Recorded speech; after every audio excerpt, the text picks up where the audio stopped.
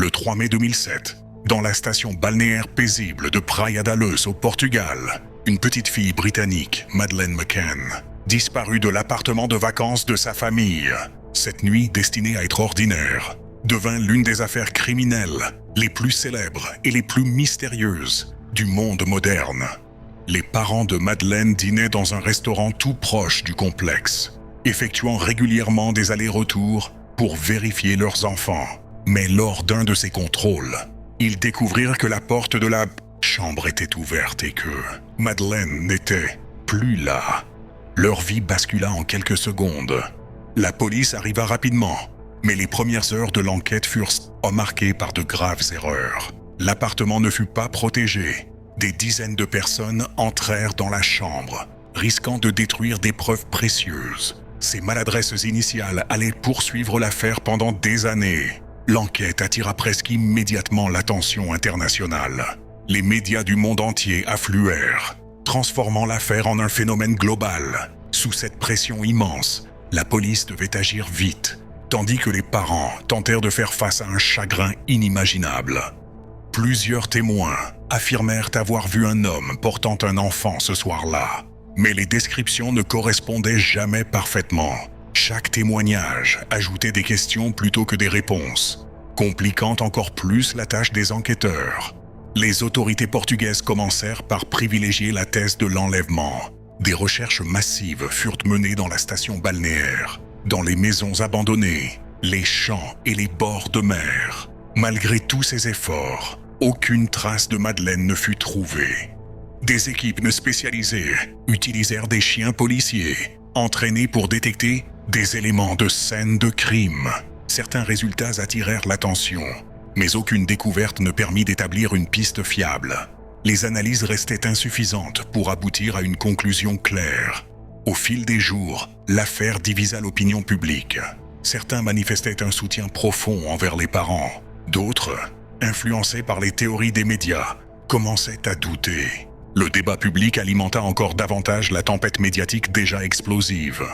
Dans une tournure inattendue, la police portugaise désigna les parents comme personnes d'intérêt. Ce revirement créa un choc international. Après de longs mois d'enquête, sans preuves concrètes, ce statut fut finalement abandonné. En 2008, l'enquête fut clôturée. Pour beaucoup, cela semblait être la fin. Mais les parents refusèrent d'abandonner.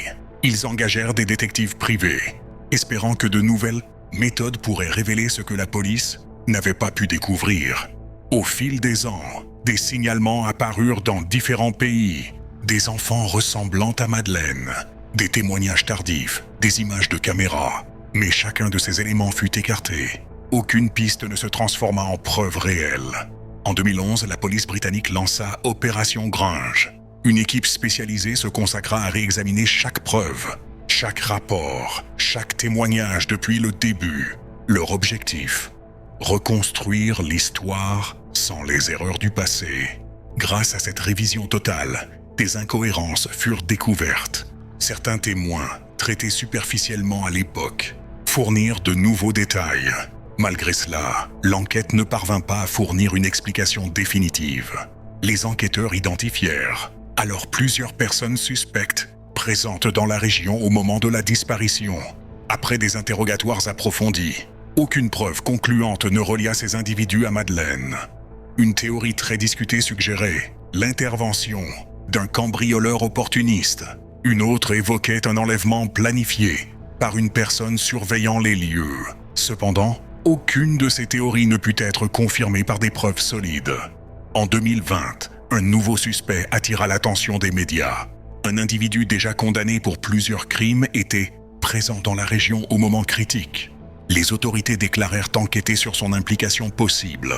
Les enquêteurs allemands affirmèrent posséder certains éléments indiquant que Madeleine pourrait ne plus être en vie. Mais ces preuves ne furent jamais rendues publiques, laissant place à un immense vide d'informations et à de nouvelles spéculations.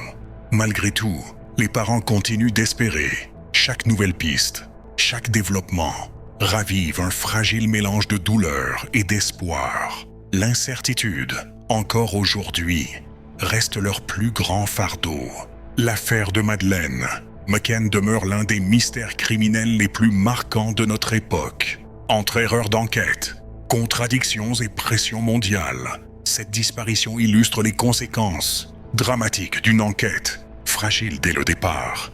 Aujourd'hui encore, l'enquête reste ouverte dans plusieurs pays. Les enquêteurs poursuivent leur travail, déterminés à découvrir la vérité.